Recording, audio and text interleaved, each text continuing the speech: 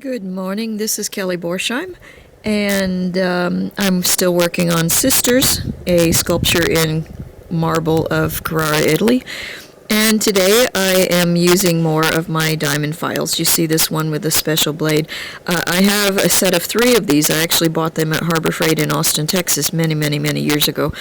Here, maybe you can see better in the sunlight. This particular one has a nice shape that it's got the curve in it and a point, as well as being 3D really round.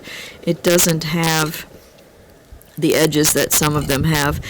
And I'm using this one to refine under the neck, for example.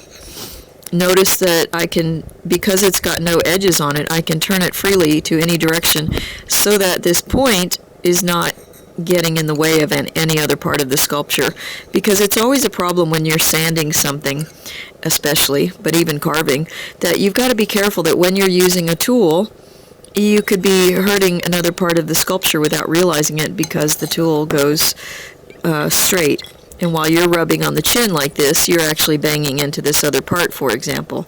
So these are the things that these files make it especially useful. And I'm not sure if this camera's going to show it, because I often don't see things in the little LED while I'm photographing and speaking, but can you see the little scratches that are here? The sun helps me see that even better, but and actually these are too fine. When I say I see better with my fingers, it's not necessary. It's not true on something tiny like this, of course. But what I can do, I use the sun to help me refine this shadow here of the chin and come in, and I can also make sure that I get out these fine scratches. And then I need to develop the eyes and also shape the nose a little bit more now that I'm here. I can see more I don't want to draw the line again now, because now I'm coming into sort of the final surface, and I don't want the pencil to be in the way and stuck there. But I can see, if I divide this nose in half, that I don't really have a good shape near the nostrils, and I want to start developing that. Pull this up here. I don't need to put the holes of the nose in, because this is such a small piece and it's a detail that's not important. However, when you look at the eyes here, you can see that I still have to smooth out the whites of the eyes before I start putting in the pupil.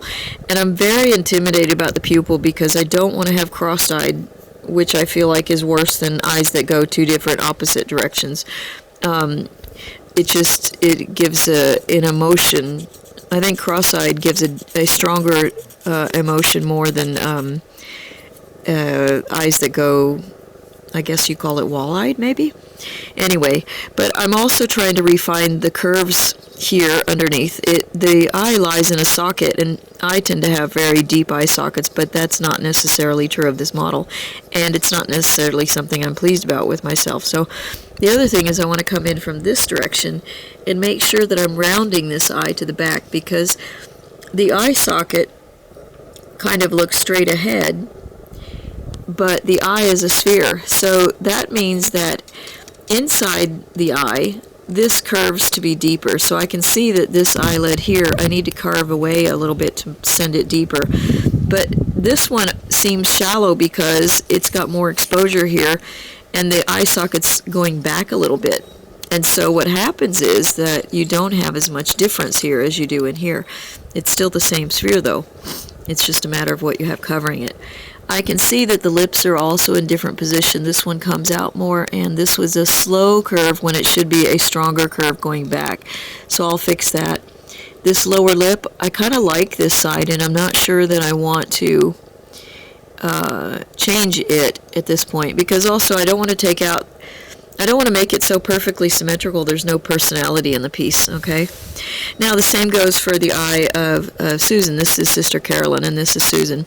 I need to get this more three-dimensional in the face here, so I'll be working on the eye socket to get it to go down into there, and then this one is the most difficult, because I have this curl of hair that comes in very close, and I don't necessarily have the tool to cut into there, so everything is going to be hand filing at this point, and seeing if I can actually get down into that area I want the face to go back a little bit, because do you see there, you can see from the shadows I've got a fair amount of depth here, but at the same time it's not, I don't necessarily feel like at the eye level it goes back. And certainly here I need to give more depth to the eyeball itself. I've got good eyebrows going on, but I need the eye itself to be more round. So this has to go in deeper to curve. I can see these little bumps that I've got to figure out how to reach to get into and smooth out.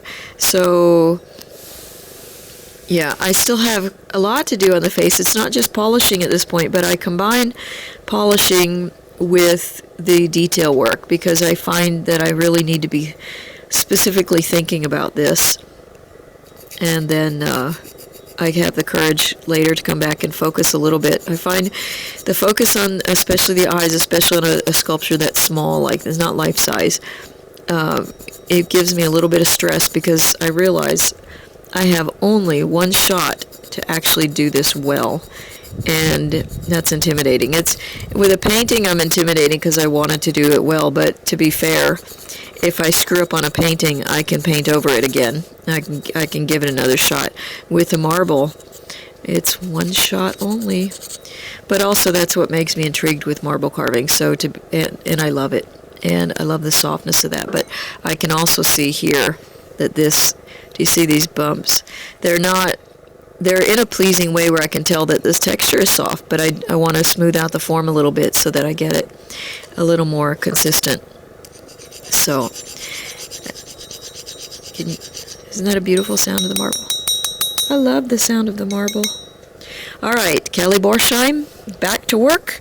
It's borsheimarts.com. Check me out on YouTube, on Patreon, on Instagram and Facebook, and LinkedIn, and Pinterest. And I have an Etsy shop if you're interested in prints, either digital U-print or digital or regular reproductions of my art on fine art paper printed in Venice, Italy. And yeah, so here we go. That's all my marketing for today. Just kidding. Hope you got some useful information out of this, and if you're an art collector, at least some curiosity about the process and how it goes. So, okay. Thank you for watching. Ciao, ciao. Like, subscribe, share.